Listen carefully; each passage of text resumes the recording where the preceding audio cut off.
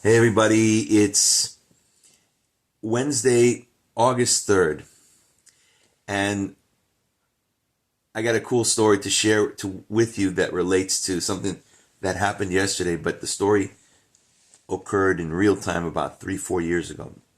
And part of the takeaway I want you to have for today is we're all given a very compact, all of us, short allotment of time to work collaboratively with the Lord, to go on scripted adventures, to go on official assignment, to perform the Great Commission, to get things done for King and country, laying groundwork for a future, near future, kingdom dominion Christian theocracy, one throne, not being shared on a multi-ecumenical platform with other religions of the world, with Islam, with Judaism, with Buddhism, with Krishna consciousness, with transcendental meditation, and the likes. None of the above.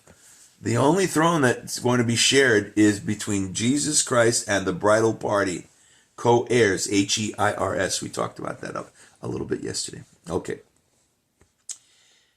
4 years ago, I drive a taxi. The taxi is AKA the Interstellar Batmobile, the Ezekiel Chariot of 2022, goes on real assignments for the Lord.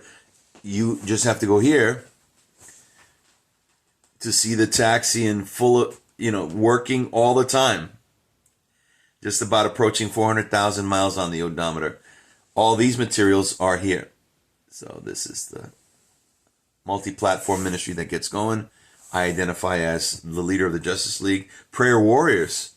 Actually, I was paying attention to enemy movements and tracking it and then praying into it regionally, nationally, internationally.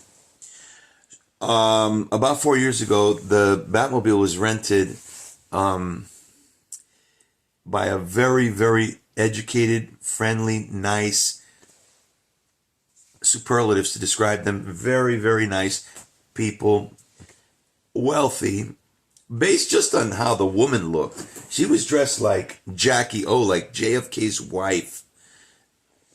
Very Cosmo. I mean, she literally looked like she was wearing the suit that Jackie O made famous in pink with the giant pearl buttons that went all the way down. Very presidential, this woman appeared to be. If for that reason alone, super wealthy, but they didn't have an air of I'm here, you're here. They were just really nice. Okay. They rented the taxi for half a day. When I went to grab them, I didn't know that. They said, can we use you for pretty much the good part of the day? I picked them up around lunchtime, let's say. And it ended through around late dinner. And they were going first to their granddaughter's private school, made a donation there. Then they went to a after-school Jewish rec center, groundbreaking ceremonies that they had, that is going to be named after them. It was going to be named after them, and now is in San Diego. They made a big donation. Then the evening was capped off by having dinner at the home of a prominent rabbi. And I was waiting for them in front of the rabbi's house in my car, listening to the San Diego Padres versus the Cincinnati Reds. Good game. I'm engrossed. I'm a diehard fan. Huge day yesterday as it relates, all kind of interwoven threads. The Padres got Juan Soto, who is considered one of the game's greatest current players. Comparisons, not kidding you, to Ted Williams, of all people, as far as his batting skills, let alone his fielding skills, let alone his leadership skills, etc. And they come out, they're running a little late. The man apologizes. They both, are coming out. The man says, hey, we're sorry we're running a little late. I said, no problem. I'm enjoying myself. I'm listening to the game on the radio. Padres, Reds. By the way, guys, because they had heavy New York accents, I go, are you guys Mets or Yankees fans? And the woman spoke up.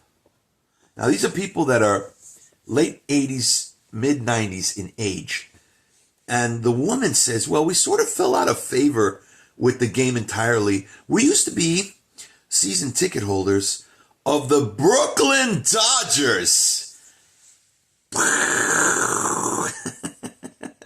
For a baseball big fan, we're talking the team that had Jackie Robinson, number 42, and they moved to become the Los Angeles Dodgers, and it broke Brooklyn's heart.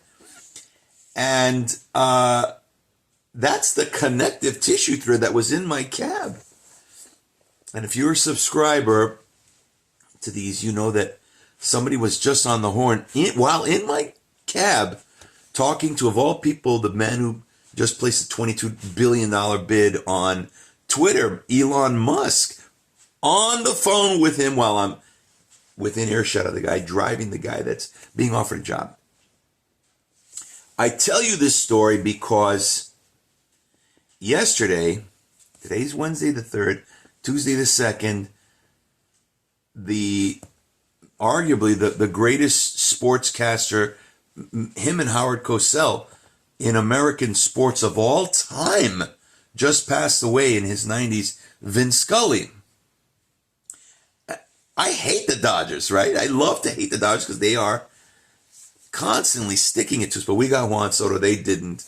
So now maybe flipping pancakes, we'll see. But much respect to Vin Scully, his legendary voice.